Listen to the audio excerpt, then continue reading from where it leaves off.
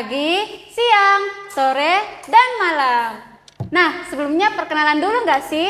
Perkenalkan, nama saya Magdalena selaku host di Podcast Kelamas volume yang kedua. Nah, di tema kali ini kita bahas apa sih? Apakah tentang pendidikan lagi atau tentang sejarah? Nah, jadi hari ini kita akan membahas tentang pertanyaan mahasiswa baru pendidikan sejarah. Nah, pastinya kalian bertanya nggak sih bagaimana tentang kehidupan perkuliahan?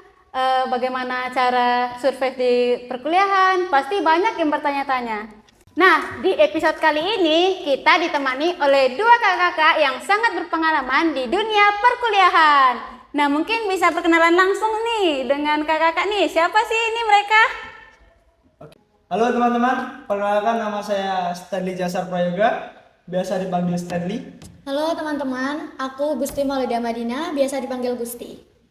Nah, sudah kenalkan dengan kakak ganteng dan cantik ini. Mungkin dari Kak Stanley dan Kak Gusti bisa sharing sedikit nih. Bagaimana sih pengalaman kalian waktu jadi maba itu gimana ya, Kak? Boleh Stanley dulu. Dari siapa nih? Dari Saya Kak dulu, Stanley. saya dulu, Oke, gimana ayo. Pengalaman waktu maba nih tentang apa dulu yang mau ditanyakan sama Mbak Magdalena? Oh, mungkin pas maba itu mungkin ospeknya itu gimana, seru atau enggak? Seru sih, seru banget. Benar. Itu diceritakan sedikit coba gimana, Kak? Boleh. Ya, pengalaman ketika menjadi mahasiswa baru pasti kita sebagai orang yang pertama kali menginjakkan kaki di perkuliahan pasti excited lah ya. Ya, Excited banget. Orang yang namanya dulunya SMA sekarang kan jadi mahasiswa yang pastinya beda lah dengan di waktu kita sekolah dulu. Iya, gitu. vibes-nya Vibes-nya beda. Oh. Terus pengalamannya ya asik, menyenangkan. Kan kita ospek selama 7 hari bareng teman-teman satu angkatan. Kita nyanyi-nyanyi bareng, seru bermain tuh. bareng itu. Itu yang nggak bakal kita lupakan lah sebagai mahasiswa. Tapi ya hanya sekali lah seumur hidup, tidak diulangi lagi. Tapi asik, seru kok. Wah. Mungkin itu aja pengalaman dari aku ya. Iya, kalau dari aku yang 7 hari itu yang tingkat univ kan Kak. Tapi pengalaman yang paling seru waktu maba itu waktu yang pas udah kita ospek di prodi sih, itu gila banget, seru banget, dan kita tuh bener-bener kerasa gitu loh, vibes-nya tuh bener apa ya, kuliah banget. Soalnya Kekeluargaannya kerasa iya, juga, kekeluargaannya ya. kerasa banget. Itu dapat tugas dari ospeknya kayak kita tuh lebih mengenal apa ya, tentang kesejarahan gitu, terus dikenalkan filosofinya gimana gitu. Ini gak aku spill sekarang biar nanti jadi kejutan ya. Oke. Itu sih yang seru waktu ospek prodi kalau pengalaman di maba. Nah, untuk mahasiswa baru jangan ketinggalan nih untuk mengikuti ospek dari univ, fakultas, hingga prodi. Betul. FYI, untuk informasi kepada kalian, Kak Stanley dan Kak Gusti ini ialah Ketua Umum HMT Kelamas. Nah, nanti kalau ketemu mereka, jangan lupa disapa ya teman-teman. Ya, jangan malu-malu ya. Jangan malu-malu. Nah, nih aku mungkin ada sedikit pertanyaan nih untuk kakak-kakak nih. Mungkin bisa diceritakan lagi mengenai gimana sih kalian survive pas kuliah gitu. Nah, mungkin masih maba, agak culture shocknya banyak, perpindahan dari SMA ke kuliah, itu gimana coba Kak? Apalagi yang anak rantau. Iya, apalagi anak rantau gitu ya. Itu Stanley aja sih yang jawab, soalnya dia anak rantau banget. Iya, kalau aku anak Banyuwangi banget ya. Ya. Dari Banyuwangi nih Kak Stanley. Ayo Kak, langsung saja. Oke. Nah, caranya survive di dunia perkuliahan. Ketika kita menjadi maba pasti banyak perubahan yang ada di hidup kita kan. Beberapa culture shock yang terjadi di Jember waktu aku pindah ke sini itu banyak sekali. Yang pertama, cuaca. Oh my god, cuaca guys. Terus kondisi sosial, lingkungan itu juga jelas berbeda kan daripada kita di rumah gitu kan. Iya. Jadi kita perlu penyesuaian. Bahkan ketika aku di Jember itu ketika baru minggu pertama aku udah sakit selama 4 hari. Oh, itu kenapa sakit tuh Kak? Ya karena cuacanya berbeda, kan kita juga adaptasi kan di sini gitu. Kemudian kalau penyakitnya maba kalau kata orang-orang nih ya, homesick gitu. Cuma aku nggak pernah merasakan si homesick ya, karena udah belajar mandiri dari dulu kan. Widih, kakaknya keren sih, nggak pernah ngerasain homesick. Nggak pernah. Jadi ya kalau kangen kan tinggal video call sama orang tua gitu kan. Iya. Biasanya kalau homesick itu teman-teman itu aku punya saran nih buat teman-teman kalau homesick itu ketika kalian udah di Jember itu kalian coba cari banyak-banyak teman lah biar kalian nggak merasa kesepian di kos. Jadi kalau kalian merasa kesepian di kos kalian bisa tinggal hubungi teman kalian terus bisa ajak main atau Nongkrong keluar ya? nongkrong gitu. Nanti pasti homesick kalian tuh bakal hilang lah gitu. Nah, gitu.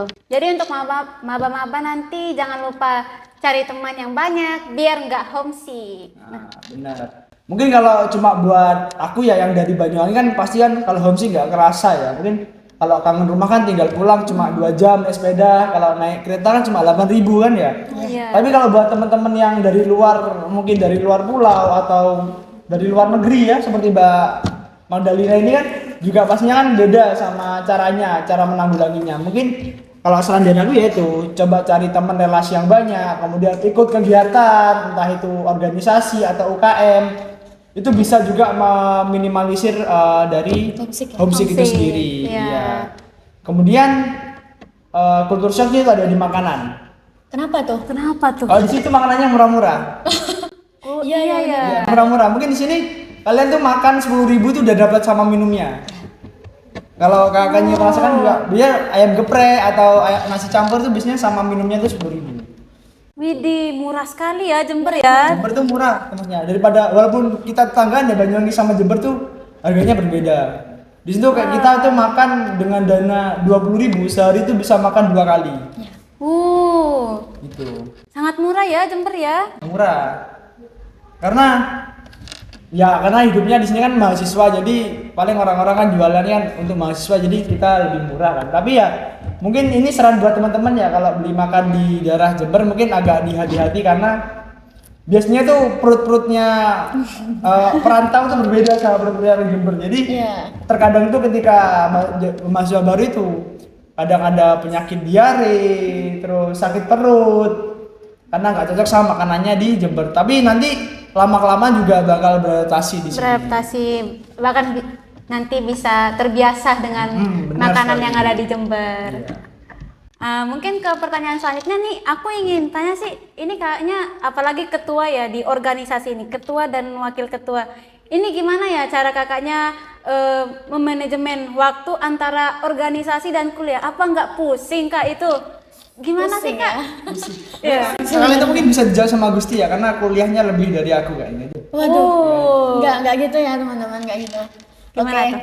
Kalau dari aku sendiri mungkin mahasiswa, terutama mahasiswa di Prodi Pendidikan Sejarah, kebanyakan sama ya cara belajarnya. Yang pertama itu, terutama ini teman-teman maba ya, kalian tuh nanti bakal dapat yang namanya website Sister. Nah di Sister itu ada kolom semua mata kuliah, jadi kalian tinggal pilih sesuai semester yang kalian ambil. Itu nanti semisal gini kak, kita ambil mata kuliah yang pertama itu hari Senin Sejarah Indonesia 1. Nah kalian tuh malamnya, di minggu malam itu bisa kalian cek dulu dan download yang namanya kontrak kuliah atau RPS. Nah di situ tuh detail banget, ada kita bisa tahu keaktifannya berapa persen, jadi kita bisa ngira-ngira gitu loh. Setiap pertemuan kita bisa aktif tanya karena apa ya hitungannya, nabung nilai gitu. Soalnya keaktifan itu menjadi daya tarik dosen itu sendiri kalau di sini.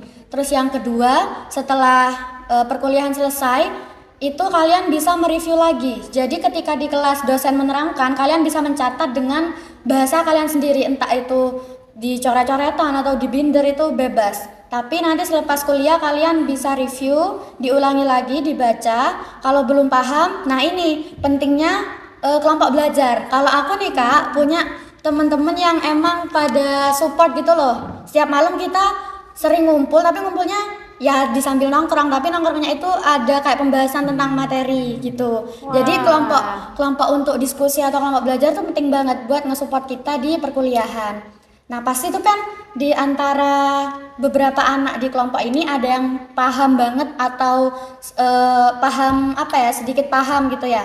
Dan itu bisa saling membantu. Misalnya aku gak paham tentang materi manusia purba di semester 1 ini, aku bisa tanya nih, ini gimana ya Rek? Nah itu jadi kita bisa sharing session atau diskusi gitu. Jadi jangan menutup jangan menutup diri untuk mencari teman yang emang sefrekuensi untuk kita jadikan support system di perkuliahan. Wah. Tuh. Terus selain itu kalau aku sendiri ini sih kadang sama teman-teman kalau ada tugas gitu ya, tugas yang perlu Word, kita kerjakan di Word, itu kita selesai gak langsung kita kumpulkan di Sister. Tapi di teman-temanku ini, di beberapa orang ini kita tukeran gitu loh, laptopnya kita puter kayak tukeran tugas. Nah jadi kita ngecek dari bab 1 sampai bab terakhir apa yang kurang, nanti kita perbaiki bareng-bareng gitu. Jadi gak langsung ya udah pokok kalau anak sekarang tuh pokok selesai gitu kan. Nah pokok selesai, enggak, jangan gitu. Soalnya itu dosen yang kelihatannya kadang nggak ngecek tapi itu sebenarnya ngecek guys. Kalian jangan menyepelekan ya. Terus apa ya lagi ya? Oh ya, aktif di kelas, sering tanya-tanya. Tapi pertanyaannya jangan sampai mematikan temennya ya. Dilihat-lihat kapasitasnya. Kita nggak boleh egois, nggak boleh apatis gitu loh, nggak boleh sok pinter lah. Tuh.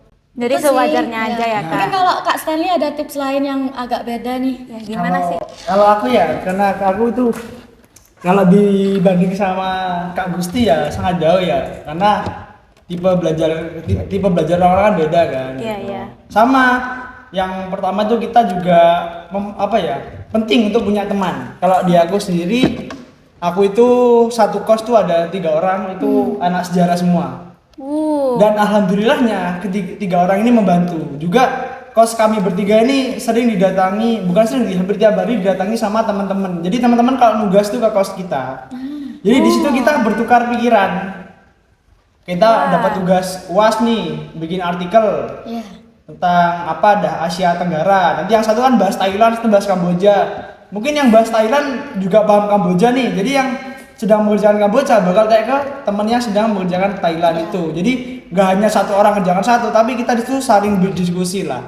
Gitu. Berarti saling bertukar pikirannya Kak. Benar. Jadi maka dari itu kenapa kok saya menyarankan kalian harus punya teman itu sangat membantu kalian guys, daripada kalian sendiri itu walaupun sendiri itu bisa tapi lebih enak ada temennya guys. Terus selain sama teman seangkatan kalian juga harus punya relasi sama kakak tingkat. Benar, betul banget. Kakak tingkat itu pastinya kakak tingkat itu sudah melewati semester yang kalian lakukan, kalian lalui kan. Ya, benar. Pasti mereka punya buku sumber yang sangat penting untuk perkuliahan kalian gitu.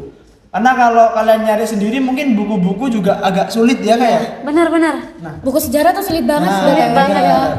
Jadi kita perlu bantuan dari orang-orang yang sudah melewati mata kuliah tersebut gitu. Karena ada beberapa mata kuliah kan mewajibkan untuk pakai sumber yang berbahasa Inggris primer gitu. Jadi kita perlu tanya-tanya lah agar ketika perkuliahan itu kita nggak salah langkah gitu kan. Terus menilai pertanyaan tentang manajemen waktu tadi ya belum dijawab juga ya. Iya gimana tuh? Nah, manajemen waktu caranya dari aku sendiri ya itu kita pilih mana yang lebih penting, mana yang lebih urgent, apa yang kita lakukan. Itu yang kita pilih. Entah kita tugas atau kita kegiatan, kita pilih dulu nih mana yang urgent. Ketika yang lebih urgent adalah tugas, maka yang lebih kita kerjakan adalah tugasnya dan organisasinya. Bukan kita tinggalkan ya, tapi kita berjalan beriringan. Ya, beriringan tapi kita lebih tonjolkan yang tugas gitu. Tapi ketika nanti organisasinya urgent dan tugasnya masih bisa ditunda, maksud dari ditunda ini adalah kayak tugasnya masih lama nih, masih 2 minggu lagi. Kita lebih tonjolkan yang organisasi. Selesaikan dulu. Kalau bisa dia lakukan bersamaan, kita akan bersamaan. Biar nggak ada tanggungan lah nanti di akhir-akhir gitu. Ya, gitu. Karena menurutku ya, walau sebagai ketua umum di sini ya, caranya manajemen itu sebenarnya mudah.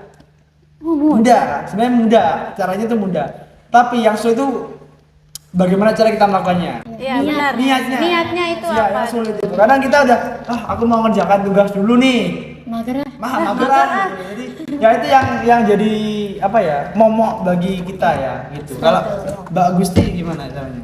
Kalau aku ini sih guys, terutama yang maba ataupun yang lagi dengerin ya udah di mau ke semester 3 mau ke semester 5, hindari yang namanya sistem SKS. Meskipun kalian sibuk UKM, rapat organisasi atau tugas yang banyak banget ya Kak, itu hindari sistem SKS karena SKS itu emang katanya teman-temanku lebih encer ya. Tapi menurutku gak worth it sih, soalnya itu menutup menutup beberapa pikiran kita untuk memikirkan dari pandangan lain. Karena kita ya wis ketemu ini, ya udah ini aja yang dipakai gitu. Pokok selesai kumpulkan. Itu jangan. Benar. Itu juga bakal lupa kan ya setelah Iya. ngerjakan besoknya lupa ada apa yang Lupa, dikerjakan iya. ya. Terus ini sih kalau untuk teman-teman yang hobi journaling atau to-do list, itu kalian kalau mau manage waktu di perkuliahan itu bisa kayak ngelis gitu loh kegiatan untuk besok. Itu apa setelah kalian bangun tidur, misal kelas nih jam 7, tulis aja kelas dimulai dari jam 7 sampai selesai, terus disambung kegiatan apa gitu. Jadi kalian lebih tertata gitu sih. Ya, karena emang journaling emang sengaruh itu nggak sih Kak? Ngaruh banget kalau di Ngaruh banget. perempuan ya, nggak tahu kalau di laki-laki. Enggak tahu ya kalau aku enggak pernah sih. Oh Ya, karena aku juga dari SMP udah journaling Ya, gitu. to-do list ya. Ya, tapi masih magernya masih kerasa. Terus aku mau bahas satu lagi nih, yang paling penting. Apa tuh, Biasanya di dunia perkuliahan sama di dunia sekolah tuh beda. Beda banget. Beda banget. Yang paling nonjol itu adalah di jam kelasnya. Iya. Kalau kita di sekolah kan kita berangkat jam 6:30, pulang jam 3 gitu kan. Iya. Udah paten ya, Udah Kak? paten. Tapi kalau di perkuliahan nih jadwalnya tuh nggak paten. Iya. Iya. Kita mengikuti jam yang diberikan waktu kita KRS-an. Iya. Nah, kadang kita cuma sehari itu cuma kuliah 1 kali, 2 kali. 2 kali. Tapi ini kalau yang aku rasakan, walaupun kuliah cuma setiap hari 1 atau 2, itu lebih capek daripada sekolah. Benar Iya, teman-teman. bener banget. Berarti waktunya kan lebih lama sekolah kan, tapi lebih Iya. capek kuliah gitu. Lebih kerasa gitu. Ya mungkin agak capek gimana gitu rasanya. Padahal cuma 1 mata kuliah tapi Iya. capek banget. Apalagi 3 SKS 2 mata kuliah. Kerasa Iya, banget ya. kerasa banget.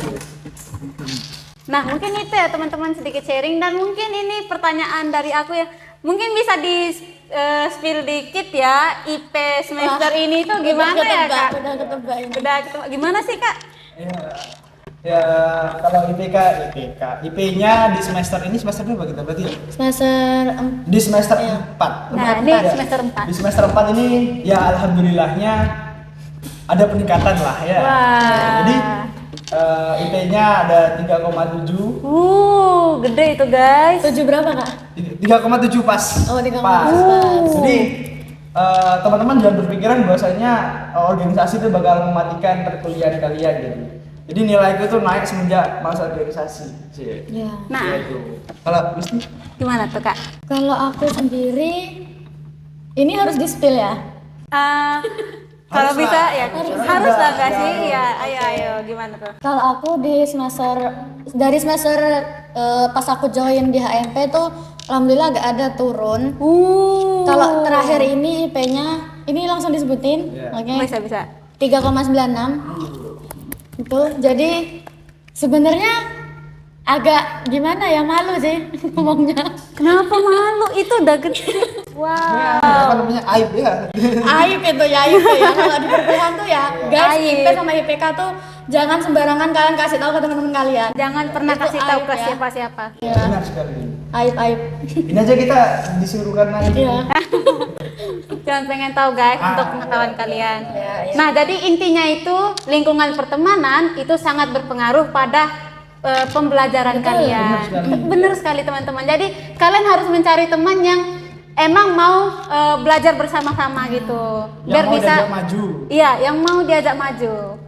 Nah, mungkin selanjutnya ini kita tanpa lama-lama lagi nggak sih Kak? Kita mungkin bisa masuk di sesi tanya jawab dari mahasiswa baru ya. Oke, lanjut.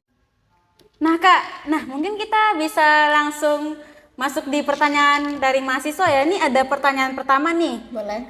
Ada aturan tertentu nggak sih buat pakaian mahasiswa FKIP? Ada nggak ya? Mungkin kalau dari cowok ya, mungkin kalau peraturan yang spesifik nggak ada ya. Mungkin biasanya itu kita kuliah itu pakai apa namanya ini? Kemeja. Kemeja itu kalau buat cowok ya. Pakai kemeja, terus celananya mungkin celana kain, Atau jeans gitu. terus jeans ya itu bisa. Kalau nggak gitu pakai jas. Iya.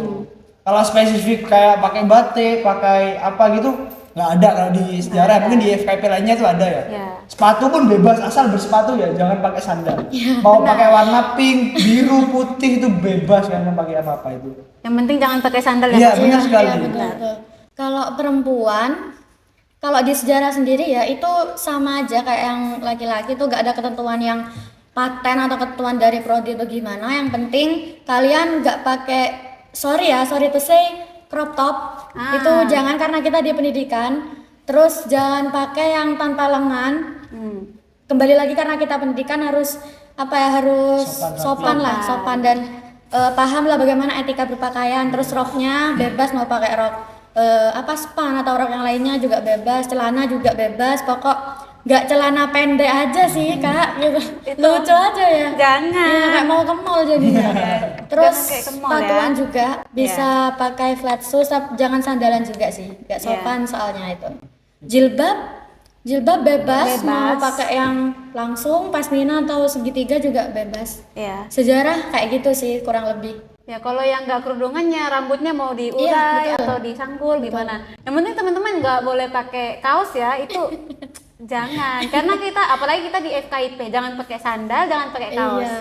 Yang penting lagi rapi, jangan Rapi, berantakan, benar. Ya rapi. Jadi ada beberapa dosen tuh yang nggak suka sama mahasiswa yang nggak berantakan kayak rambutnya. Kalau cowok rambutnya panjang itu agak ada yang beberapa membolehkan, beberapa yang agak kurang lah. Ya. Jadi harus tetap menjaga kerapiannya, karena ada beberapa dosen itu yang juga melihat kita dari kerapian kita. Nah, gitu. benar Iya, sekali. betul. Benar. Nah, mungkin ada pertanyaan yang kedua ini, Kak, apa konsep SKS dalam perkuliahan? Dan KRS itu gimana? Dan pembagian kelas, apakah kita bisa pilih dosen? Nah, ini mau dijawab oleh siapa nih? Ini Kak Gusti aja ya, karena dia pernah menjadi pendamping yang lebih paham lah gitu. Mungkin lebih paham. Gimana nih, Kak? Kalau pertanyaan tadi yang SKS ya? Iya. SKS itu sistem kredit semester. Iya. Jadi kalau gampangnya gini, kalau di sekolah, di SMA kalian waktu kalian masih belum menginjakkan jadi maba, itu SKS sama dengan durasi dari kita berkuliah ya.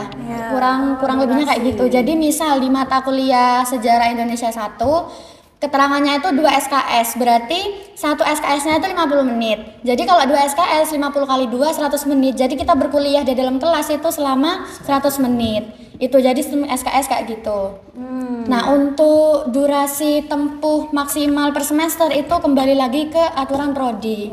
Biasanya kalau mahasiswa baru kemarin itu sepahamku itu full ya. Iya, full. Fullnya itu 24. 24 Jangan SKS lebih ya. Jangan lebih, Iya. kalau kalian lebih kalian stres sendiri guys. Benar. Serius nih. Nah, kalau War KRS itu biasanya istilah di prodi lain mungkin ya yang masih menerapkan war. Kalau di sejarah itu gak usah war, jadi kita udah dipaketin gitu loh KRS. KRS ini kayak kartu rencana studi. Nah, kalau di SMA KRS itu sama dengan jadwal kuliah yang kalian ambil. Di semester 1 misal ada 10 mata kuliah, nah itu adalah kartu rencana studi kalian. Jadi itu yang kalian pelajari selama 1 semester itu. Gitu. Jadi mata kuliah itu kayak mata pelajaran nggak sih, Iya, Kak? mata kuliah, mata pelajaran. Terus kalau jadwal sekolah itu KRS sama jumlah mata pelajarannya itu ada di KRS. Nanti kalau durasi per mata pelajaran atau mata kuliah itu SKS. Oh, jadi dia kayak udah dibagi kayak nanti kalau di sejarah itu udah ada kayak contohnya ada kelas A, Iya, kelas B. benar. Oh, berarti udah ditentuin sendiri yang nggak usah di war ya, Kak? Gak usah, nanti Oh. nanti kalian itu ketika udah masa orientasi kampus, kalian udah dapat pembagian kelas dari Tendik. Tendik ini kayak tenaga pendidikan yang ada di masing-masing prodi. Misal 50 anak awal itu, NIM awal itu kelas A, jadi 50 sisanya itu kelas B gitu. Nah, Tinggal diklik aja nanti waktu ambil KRS kelas B siapa, kelas A siapa. Nah, nanti kan bakal dibantu sama pendamping ya. Nanti ada pendamping yang akan membantu. kalian untuk KRS-an. Iya, Iya, betul. betul. Nah, selanjutnya nih ada pertanyaan lagi nih, Kak. Kak, lulusan pendidikan sejarah selain menjadi guru bisa kerja di mana sih? Nah, ini mau dijawab siapa nih? Stanley dulu. Ah, nih Kak Sen ya, gimana? Kalau setahu aku ya, selain jadi guru bisa sebagai dosen. Nah. Asal kita lanjut kuliah lagi S2, kita S2. bisa jadi dosen. Kemudian kita bisa sebagai sejarawan. Betul. Gitu. Terus kita bisa sebagai museum, kerja Iya, di museum, kurator. di museum, jadi terus kurator. kerja di dinas kebudayaan, terus kerja sebagai tour guide tempat-tempat bersejarah seperti candi atau yang lain-lain tuh bisa. Gitu. Kalau setahu aku itu ya, asal tapi beberapa pekerjaan itu kita perlu untuk kuliah lanjutan di S2 gitu, seperti dosen sama sejarawan. Karena kan kalau di pendidikan sejarah kan kita kan mempelajarinya kan dua hal, Sekaligus. pendidikan dan sejarah. Jadi kalau kita ingin jadi sejarawan, kita ambil S2 yang full sejarah, di ilmu sejarah gitu. Ada yang bisa tambahan? Ada lagi sih, contohnya itu kalian kalau suka berbau arsip ya bisa jadi arsiparis. Arsiparis itu nanti kalian juga dapat mata kuliah kalau di jenjang strata 1, sarjana 1 tuh ada mata kuliah kearsipan dan dokumentasi itu nanti tentang arsiparis, gimana cara nata arsip, dan itu di semester 3 nanti ya. Kalian bakal ketemu itu.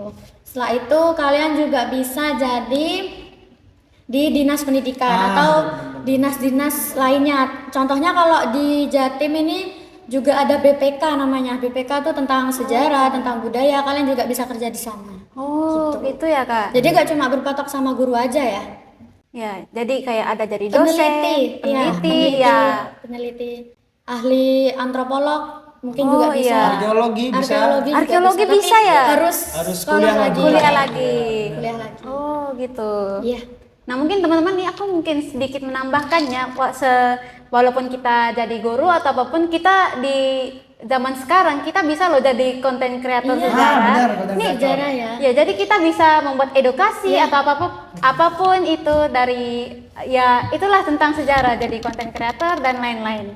Karena kemajuan zaman kita harus menyesuaikan. Iya, diri kita harus menyesuaikan gitu. Bukan berarti sejarah itu kuno ya, kita juga harus tetap menyesuaikan ya, Kak ya. Bagaimana sejarah yang kuno itu kita kita branding lah. Iya, jadi benar. lebih baik gitu. Apalagi kan target sekarang tuh Gen Z ya. Iya, Gen Z Gen Z. deket banget sama digital. Iya. Gitu sih. Jadi Gen Z kan kayak mau ya udahlah ya, gampang lah. Iya, benar. Nah, kayak ini Kak, ini ada pertanyaan selanjutnya.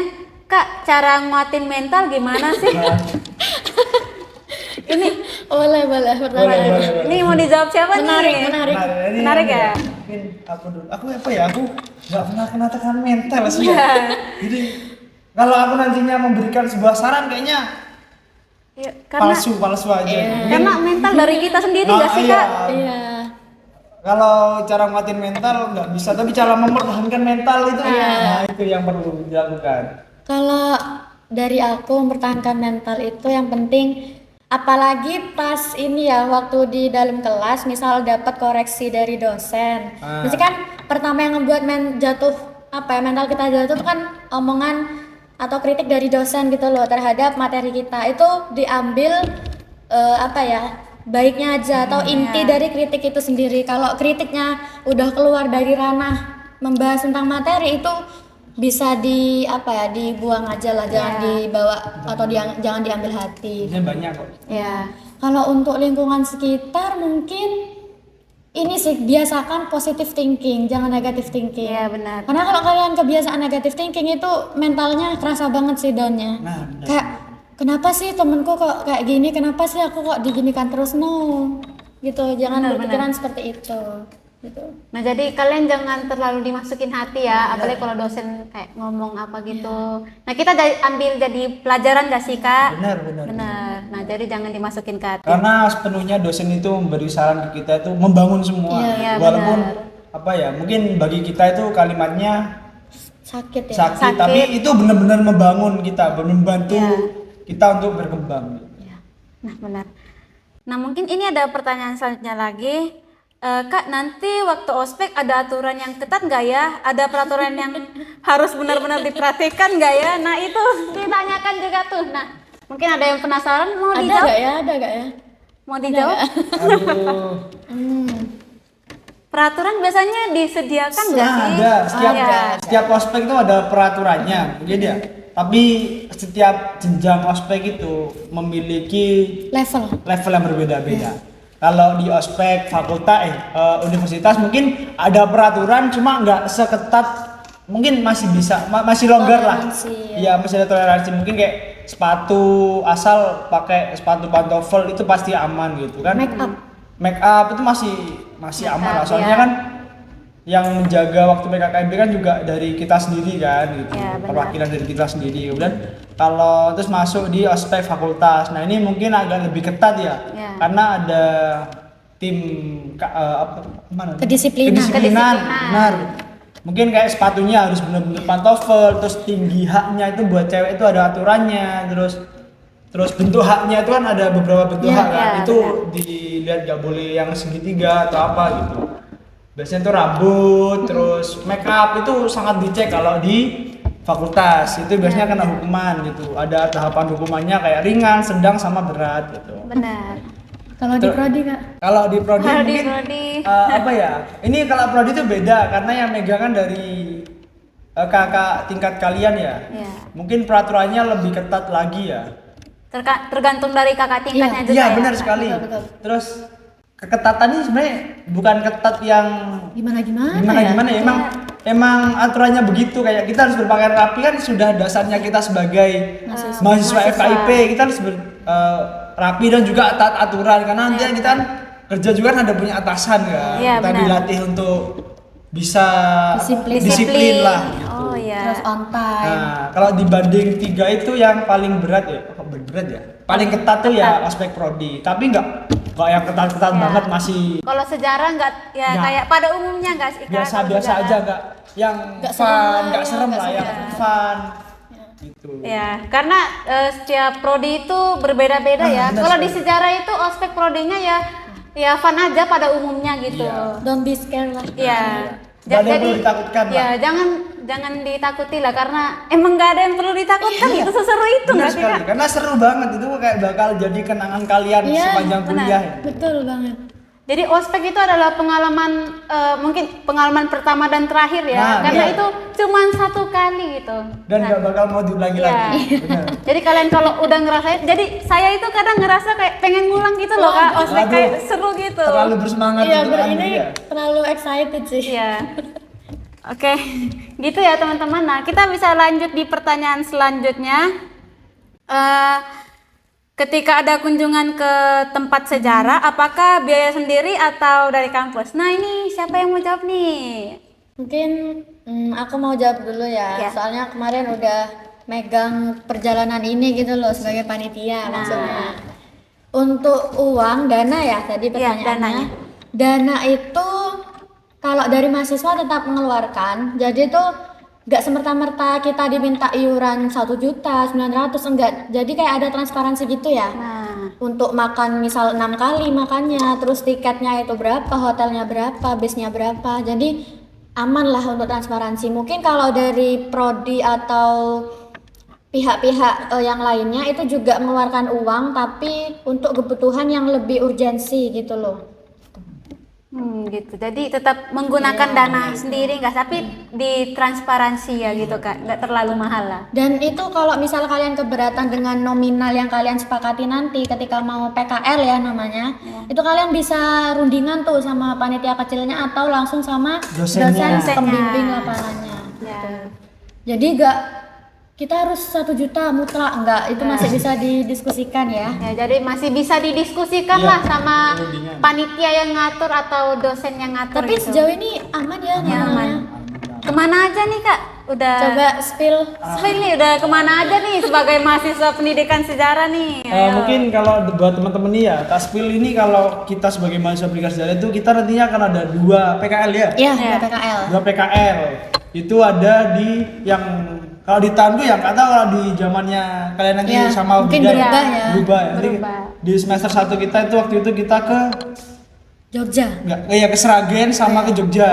Nah. Ke Seragen itu kita ke Museum Sangiran, Sangiran tentang Purbakala dong. manusia purba, sama ke Borobudur, Prambanan sama Ratu Boko. Ratu Boko. Wih, seru banget Seru ya banget. Kak. Itu seru ya karena kita kan juga baru maba, baru apa ya? Iya. Lagi excitednya kuliah, jadi seneng banget Langsung waktu itu. study tour Jadi kayak gitu. langsung seru gitu nggak Iya, sih Kak? seru. Terus yang paling seru juga ini yang semester kemarin, semester ini ya? Ya, semester ini. Kita ke Dieng sama ke Semarang. Itu Itu lumayan banyak ya destinasinya. nah, dia itu ke Dieng itu kita ke Dieng selama seharian ke Dieng.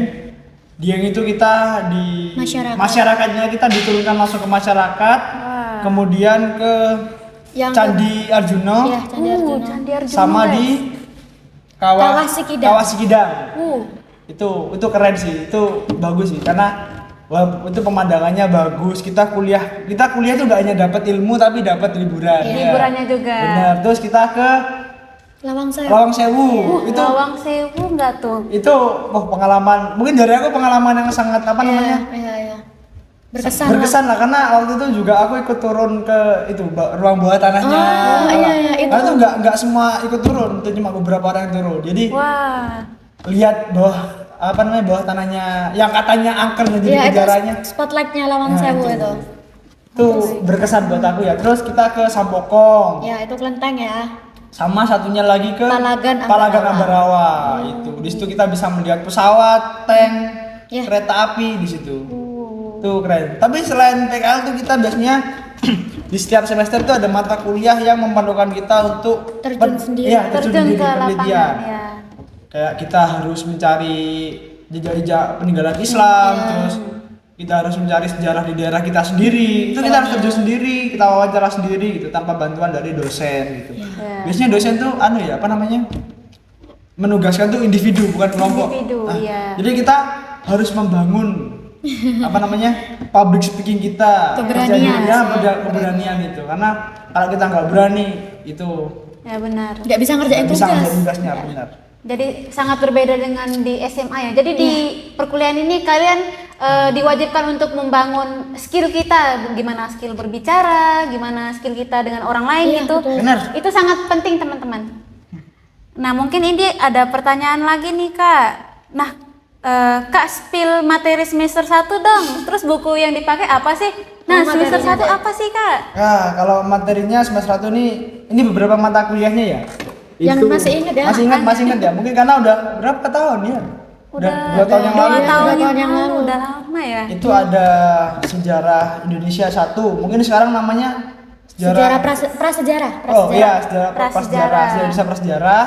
Kemudian ada pengantar ilmu sosial, pengantar ilmu sejarah, Pendidikan. pengantar ilmu pendidikan, Sejarah pendidikan, terus Perkembangan peserta oh didik. perkembangan peserta didik. Habis itu ada Pancasila ya, Pancasila Iya. sama Agama. agama. Itu di Pancasila sama agama ini MKO, nanti kuliahnya kita nggak di gedung 1, nanti di Ada ruangan sendiri. Ada ruangannya sendiri. Kalau materinya mungkin itu ya. Pesannya itu sih Kak, sejarah Asia Selatan. Oh, sejarah Asia Iya. Selatan itu nanti kita bahas tentang India, Ya.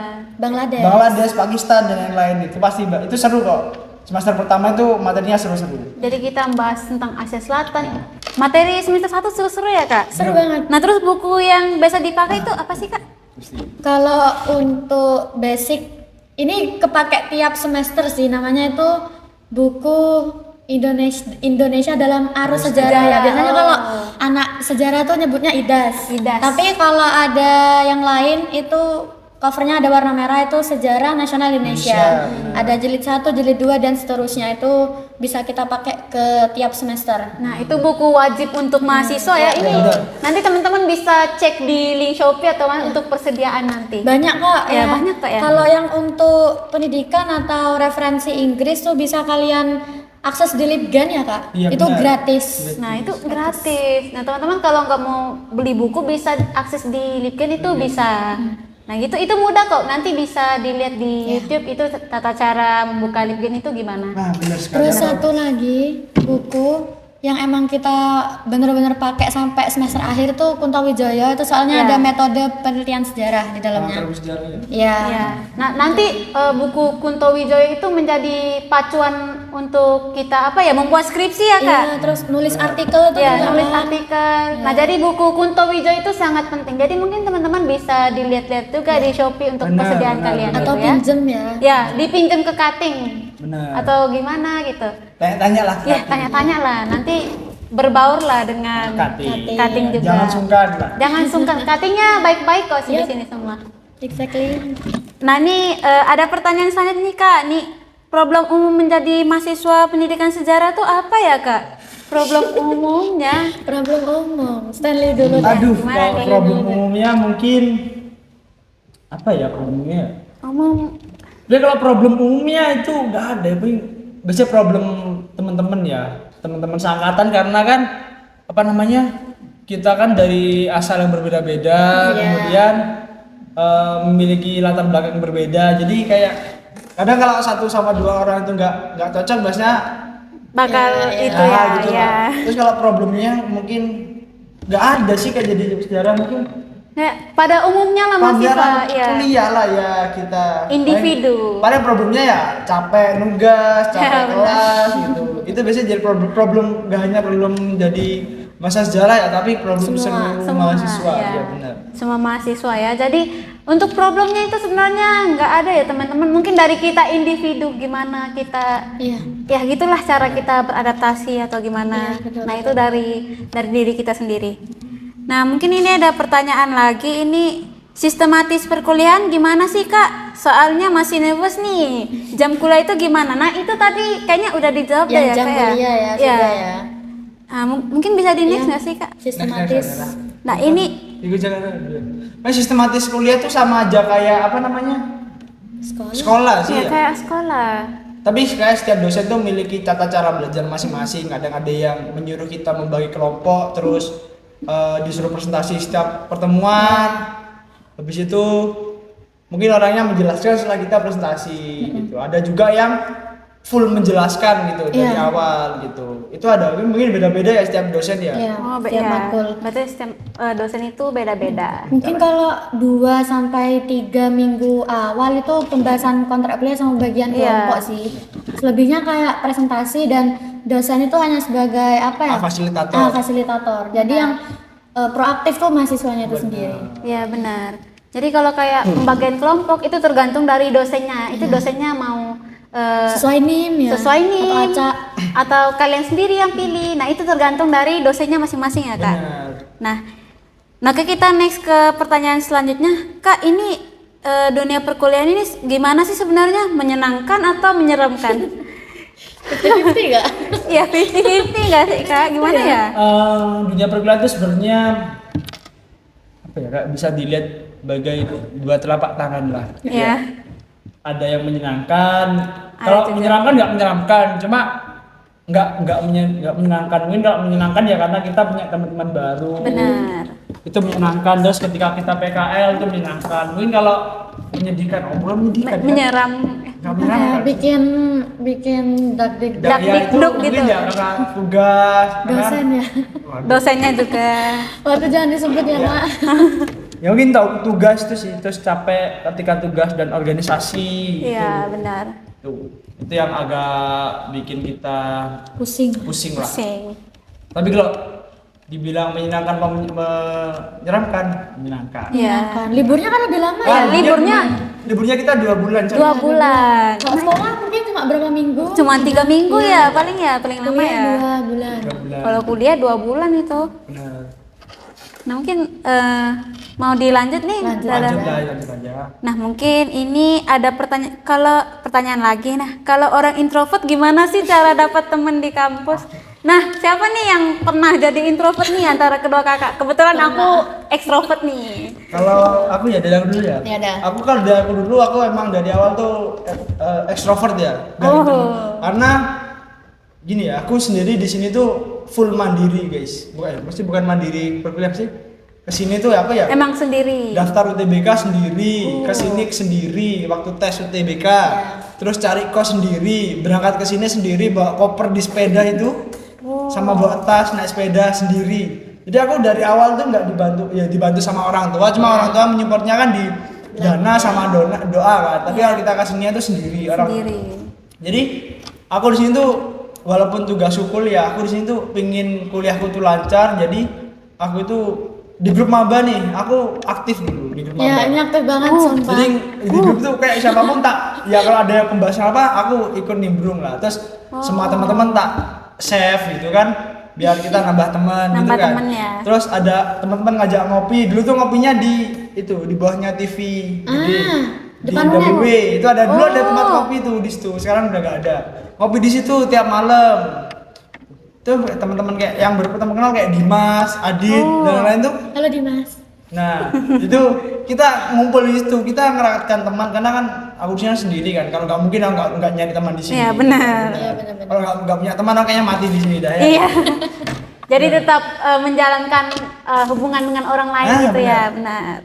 Kalau untuk Kak Gusti gimana nih? Kalau aku di tengah-tengah. Julukannya apa ya? Ambivert. Ya, ambivert. Bisa Baru tahu ekstro. ada ambivert itu ya? Iya, bisa ekstro, bisa intro ya. Iya, benar. Kalau aku pertama kali itu, bahkan kalau Stanley kan dulu mengaktifkan dirinya di grup WA itu kan, Iya. grup WA magang. Kalau aku bahkan satu bubble chat pun aku gak muncul. Iya. Sampai PKKMB itu ada diselenggarain aku gak muncul. Tapi aku tuh sebenarnya maluan banget. Cuma pas udah masuk kelas PKKMB hari pertama itu kita mau gak mau itu harus memberanikan diri kenalan Dengan ke orang. temen ya, ke temen sebangku sebelah itulah minimal kayak halo namanya siapa gitu, nanti kan dari sana itu nyebar kan kayak Iya. ini loh temenku namanya Gusti, kenalan gitu kan, nanti sekelas akhirnya jadi tahu. Dan itu lambat laun semester ke semester karena itu sih sering diskusi kelompok juga ya, kayak ikut nimbrung lah, jangan tunggu diajak atau gimana, kalian bisa menawarkan diri, aku boleh ikutan diskusi gak gitu, itu bisa. Nah, Iya. ini tips ya buat kalian yang introvert ya. Ya introvert, murni introvert. Di sini tuh apa ya?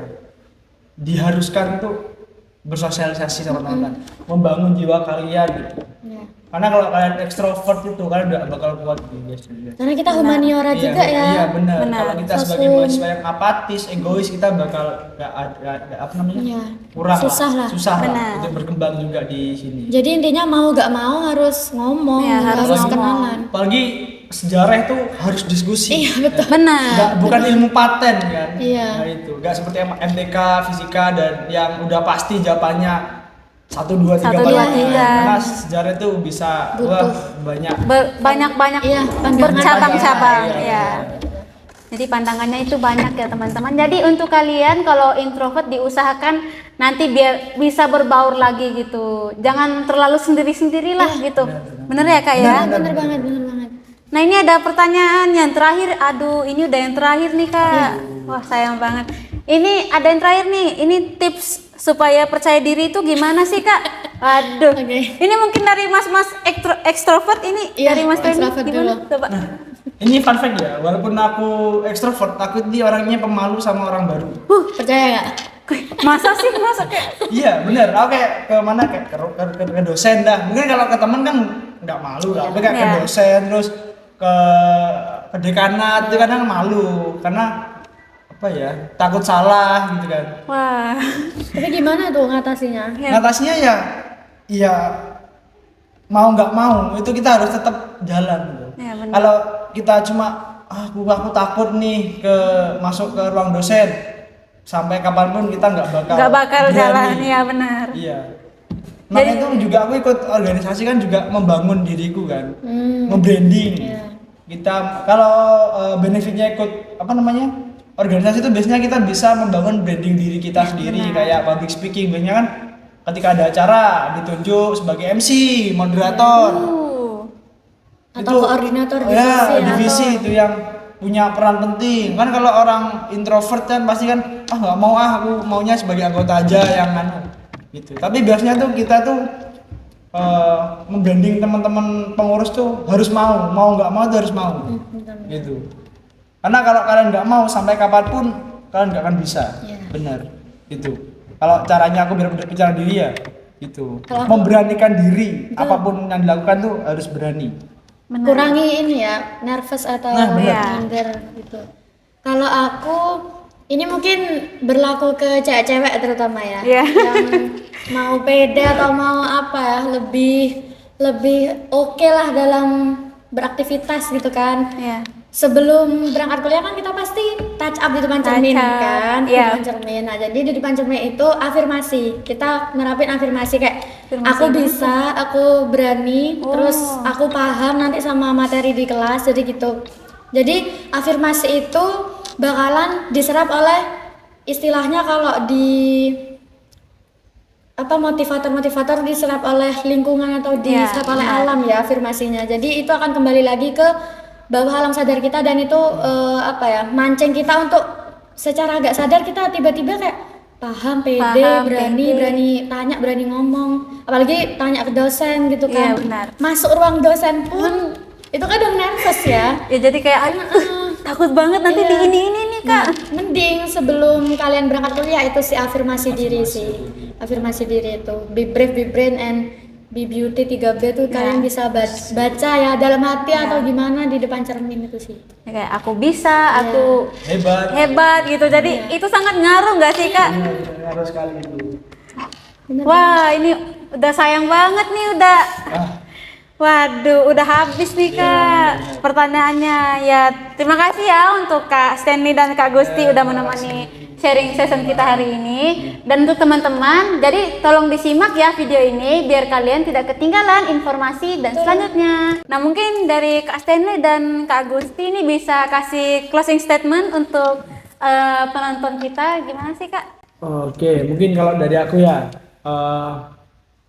karena perkuliahan itu berat, kalian jangan sungkan-sungkan untuk berinteraksi, bersosialisasi, dan berdiskusi dengan orang lain gitu, untuk membuka pikiran kalian, biar diri kalian itu tidak stuck di situ-situ aja. Betul. Kalau dari aku closing statement ini sih, kita harus lebih berani, lebih percaya diri, lebih berbaur, dan lebih aktif untuk bersosialisasi ya di prodi ini sendiri dan lingkup kelas kita nanti ketika kuliah, supaya kita itu gak punya struggle atau gak punya stuck di sesuatu itu gitu, entah di materi atau di kebutuhan yang lainnya di luar perkuliahan. Nah, benar sekali tuh. Dan tetap belajar apapun situasinya. Benar.